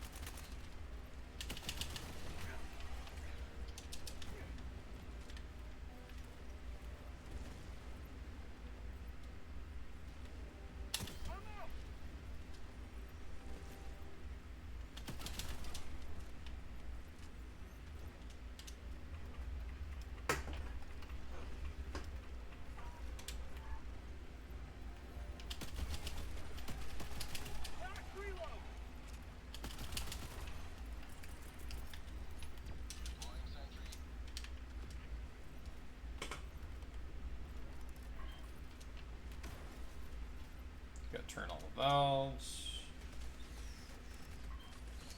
Hope that our own sentry gun doesn't hit us. I'm fucking... It wouldn't let me get off the valve. It's okay. It's my fault, I shouldn't have put the sentry gun there.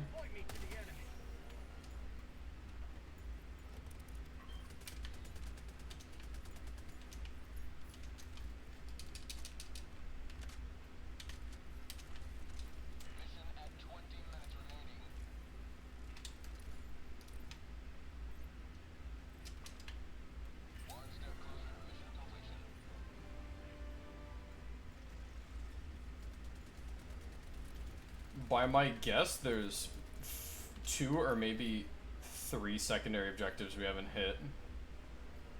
We've cleared 2 nests. I don't know how many others there would be. There's usually quite a few nests per level. It's a little hard to gauge the amount of objectives when you're playing in Gloom. Because the map doesn't mark the nests we've cleared.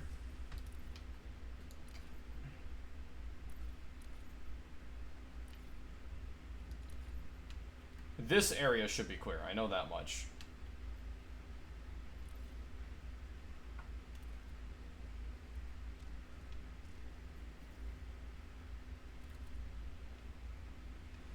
I was gonna try and stealth by, but it just alerted the fucking impaler.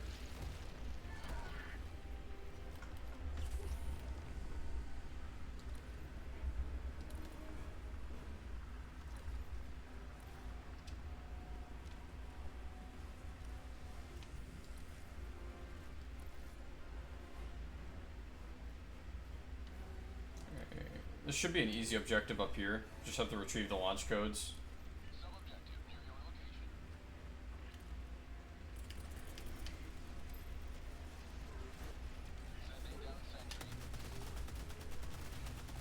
Oh great, bug breach. What the fuck? Stalker jump scare. Bomb drop is gonna be a little off now because of stalker jump scare, but that's okay.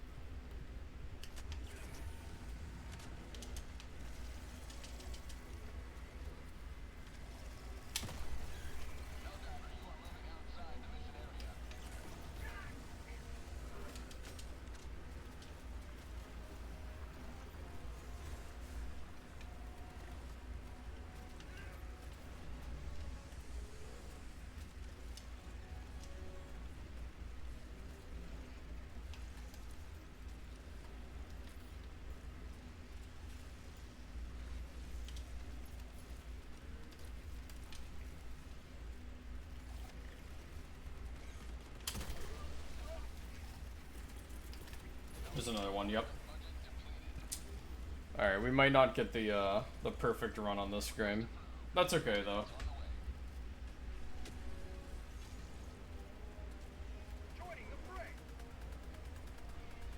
Not every run's gonna be the RNG you need.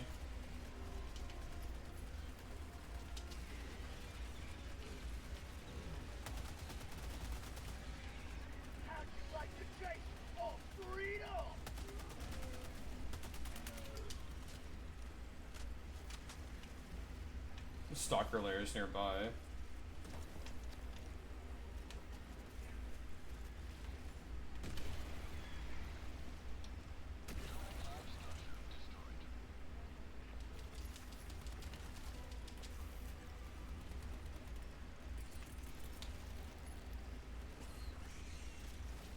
That's not gonna...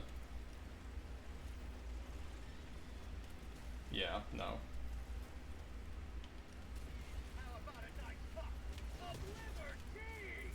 Wish they fixed it. Previously, if you threw it over a, well, under an overhang, it just wouldn't spawn in. Well, it would spawn in, but it would spawn in on top of the overhang.